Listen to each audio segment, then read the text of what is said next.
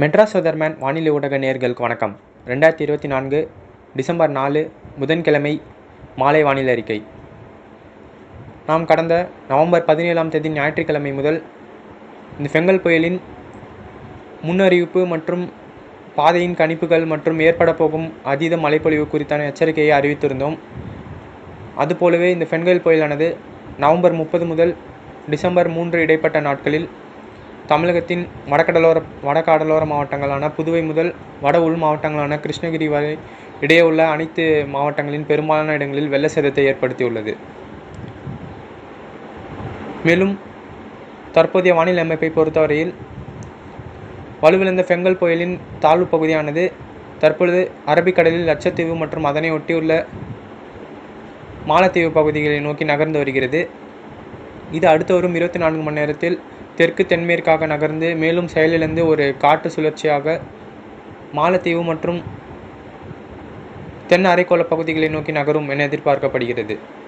மேலும் தற்பொழுது அதனுடன் இணைந்த ஒரு காற்று சுழற்சியானது குமரிக்கடல் முதல் மாலத்தீவு வரை நீண்டு காணப்படுகிறது. இதனால் தமிழகத்தில் இன்று முதல் வரும் 10ஆம் தேதி இடைப்பட்ட நாட்களில் நள்ளிரவு மற்றும் அதிகாலையில் பெரும்பாலான இடங்களில் பனிப்பொழிவு நிலவும் என எதிர்பார்க்கப்படுகிறது. மேலும் முற்பகலில் வெயில் வந்தவுடன் தமிழகத்தின் ஆங்காங்கே ஒரு சில இடங்களில் லேசான மழை முதல் மிதமான மழையும் ஓரிரு இடங்களில் சற்று கனமழையும் பதிவாகும் என எதிர்பார்க்கப்படுகிறது. மேலும் இந்த நிகழ்வு மேலும் தென் அரைக்கோள பகுதிகளை நோக்கி சென்றவுடன் வரும் தற்பொழுது இந்தோனேஷியா மற்றும் அதனையொட்டியுள்ள சுமத்ரா தீவு அருகே ஒரு கீழடுக்கு சுழற்சி நிலவி வருகிறது. இந்த கீழடுக்கு சுழற்சியானது வரும் 10ஆம் தேதி வேளையில் ஒரு காற்றழுத்த தாழ்வு நிலையாக வலுப்பெறும் என எதிர்பார்க்கப்படுகிறது. இது மேலும் மேற்கு வடமேற்கு நோக்கி நகர்ந்து இலங்கையின் கிழக்கு பகுதி அல்லது தென்கிழக்கு பகுதியை வரும் 11ஆம் தேதி மற்றும் 12ஆம் தேதிகளில் அடையும் என எதிர்பார்க்கப்படுவதால் டிசம்பர் 10ஆம் தேதி முதல் 15ஆம் தேதி இடைப்பட்ட நாட்களில் தமிழகத்தின் பெரும்பாலான இடங்களில் பரவலாக லேசான மழை முதல் மிதமான மழையும், தமிழகத்தின் டெல்டா மாவட்டங்கள் மற்றும் தென் மாவட்டங்களில் ஒரு சில இடங்களில் கனமழையும், ஓரிரு இடங்களில் மிக கனமழையும் பதிவாகும் என எதிர்பார்க்கப்படுகிறது. இந்த நிகழ்வானது ஒரு தீவிர காற்றழுத்த தாழ்வு பகுதியாகவும் வலுவடைய வாய்ப்புள்ளது. அப்படி இது வலுவடைந்தால் இது வட இலங்கை மற்றும்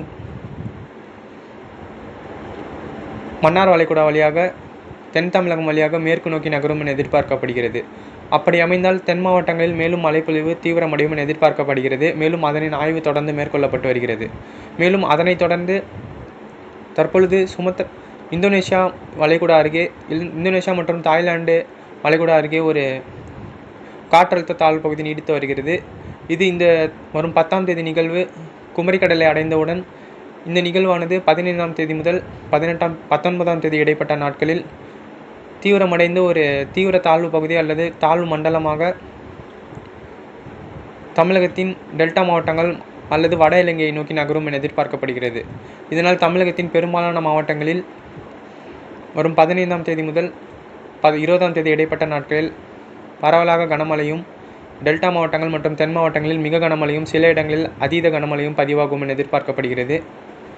மேலும் அதனைத் தொடர்ந்து தற்பொழுது பசிபிக் பெருங்கடல் மற்றும் அதனையொட்டியுள்ள பிலிப்பைன்ஸ் கடல் பகுதியில் ஒரு காற்றழுத்த தாழ்வு பகுதியானது நீடித்து வருகிறது. இந்த காற்றழுத்த தாழ்வு பகுதியானது அடுத்து வரும் 8 தினங்களில் மிக மெல்ல மேற்கு வடமேற்காக நகர்ந்து ஒரு தாய்லாந்து வளைகுடா மற்றும் அதனையொட்டியுள்ள சுமத்ரா தீவு அருகே வரும்போது ஒரு ஆழ்ந்த காற்றழுத்த தாழ்வு மண்டலமாக வலுவடையும் என எதிர்பார்க்கப்படுகிறது.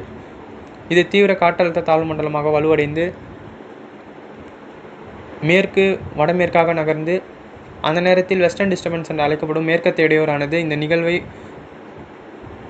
நன்றாக மேற்கு வடமேற்காக நகர்த்தும் என எதிர்பார்க்கப்படுவதால் இந்த நிகழ்வு தமிழகத்தின் மத்திய கடலோரம் அல்லது தென்கடலோர மாவட்டங்களில் வட இலங்கையை நோக்கி நகர்ந்து ஒரு சக்தி என்ற பெயர் கொண்ட ஒரு புயலாக வலுவடைந்து இது வட இலங்கை அல்லது டெல்டா மாவட்டங்களை நோக்கி நகர்ந்து வரும் என எதிர்பார்க்கப்படுகிறது. இதனால் அந்த நேரத்தில் தமிழகத்தின் பெரும்பாலான மத்திய மாவட்டங்கள் மற்றும் தென் மாவட்டங்களில் நீர்நிலைகளை நிரப்பும் மழையாக இந்த நிகழ்வு அமையும் என எதிர்பார்க்கப்படுகிறது. மேலும் இந்த நிகழ்வு சற்று காற்று பாதிப்பையும் ஏற்படுத்தும் என எதிர்பார்க்கப்படுகிறது. இதனால் வரும் டிசம்பர் 10ஆம் தேதி முதல் டிசம்பர் 25ஆம் தேதி இடைப்பட்ட நாட்களில்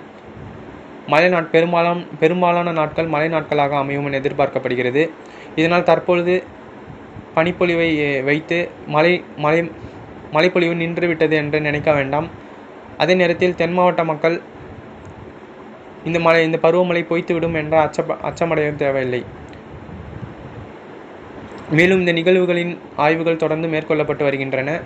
இந்த நிகழ்வுகள் துல்லியமாக எங்கு கடை கடக்கும் என்பது அடுத்தடுத்த அறிக்கைகள் தெரிய வரும். ஆனால் இந்த நிகழ்வுகள் டிசம்பர் 10ஆம் தேதி முதல் 25ஆம் தேதி இடைப்பட்ட நாட்களில் தமிழகத்தில் அதிக மழைப்பொழிவை, குறிப்பாக டெல்டா மற்றும் தென் மாவட்டங்களில் நீர்நிலைகளில் நிரப்பும் மழையை ஏற்படுத்தும் என எதிர்பார்க்கப்படுகிறது.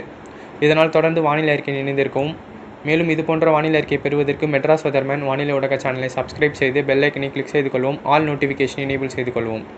வானிலை அறிக்கை கேட்ட நேயர்கள் அனைவருக்கும் நன்றி. வணக்கம்.